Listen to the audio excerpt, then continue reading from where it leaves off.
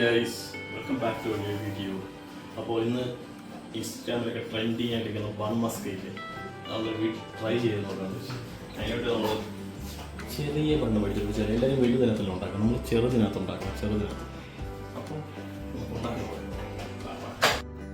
ഇനി നമുക്ക് കുറച്ച് ബട്ടർ എടുത്തിട്ട് ബട്ടർ ഇളക്കി ഒരു പേസ്റ്റ് പരുവത്തിലാക്കണം. ആ പേസ്റ്റ് പരുവത്തിലാക്കിയ ബട്ടറിലേക്ക് കുറച്ച് വാനില എസൻസ് ഒഴിക്കണം.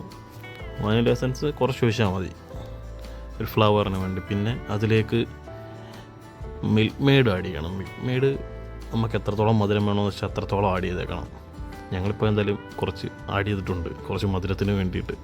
മിൽക്ക് മെയ്ഡും കൂടി ഒഴിച്ച് കഴിഞ്ഞ് അത് പിന്നെ ഇളക്കി എല്ലാം കൂടെ മിക്സ് ആവുന്നത് വരെ നല്ലപോലെ ഒന്ന് ഇളക്കി സെറ്റാക്കി വെക്കുക. എന്നിട്ട് ഇത് വേണം നമുക്ക് ബണ്ണിനകത്ത് പുരട്ടാൻ.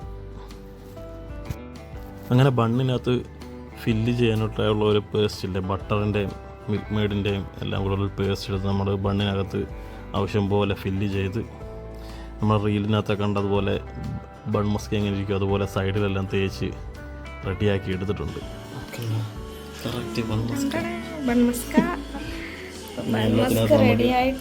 എല്ലാത്തിനും നമുക്ക് ഫില്ല് ചെയ്ത് കൊടുക്കാം. ഇനി ബൺ മസ്ക ഉണ്ടാക്കി കഴിഞ്ഞ് ഇനി നമുക്ക് ഇറാനിയൻ ചായ ഉണ്ടാക്കാം. വെള്ളത്തിനകത്തോട്ട് ഗ്രാമ്പു, ഏലക്ക, കറുവപ്പട്ട ഇത്ര ഇട്ട് കൊടുക്കുക. എന്നിട്ട് തിളച്ച് വരുമ്പോൾ കുറച്ച് തേയിലയും കൂടെ അടിക്കണം. നമ്മൾ വെള്ളം തിളച്ച് വന്നിട്ട് അതിനകത്തോട്ട് കുറച്ച് തേയിലയും കൂടി ഇട്ട് കൊടുക്കുക.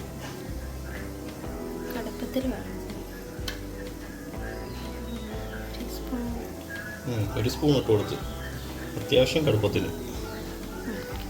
ഓക്കെ, ഞാൻ തിളക്കട്ടെ, കുറച്ചുകൂടെ തിളക്കട്ടെ. കാപ്പി റെഡിയായി. ഇത് നമുക്ക് ഇതിനകത്തോട്ട് അരിച്ച് വെക്കാം.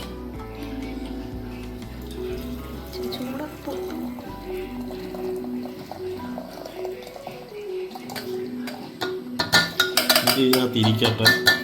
നമ്മുടെ പാല് തിളയ്ക്കാൻ വെച്ചിട്ടുണ്ട്. പാല് തിളച്ച് കഴിയുമ്പോൾ ഇതും പാലും കൂടെ മിക്സ് ചെയ്തെടുക്കണം.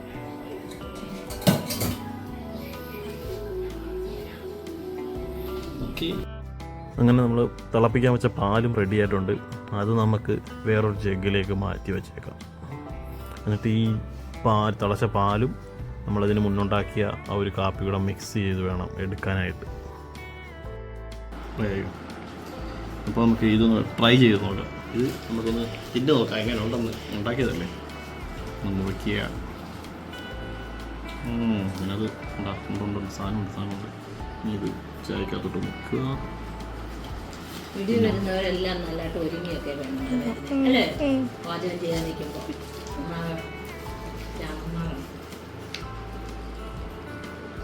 ടേസ്റ്റ് ഉണ്ട് സാധനം എന്തായാലും.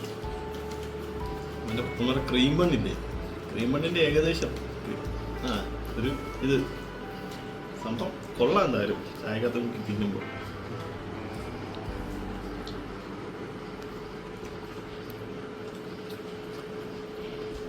മിൽക്ക് മെയ്ഡും ബട്ടറും അതിന് നല്ലോണം അറിയാറുണ്ട്.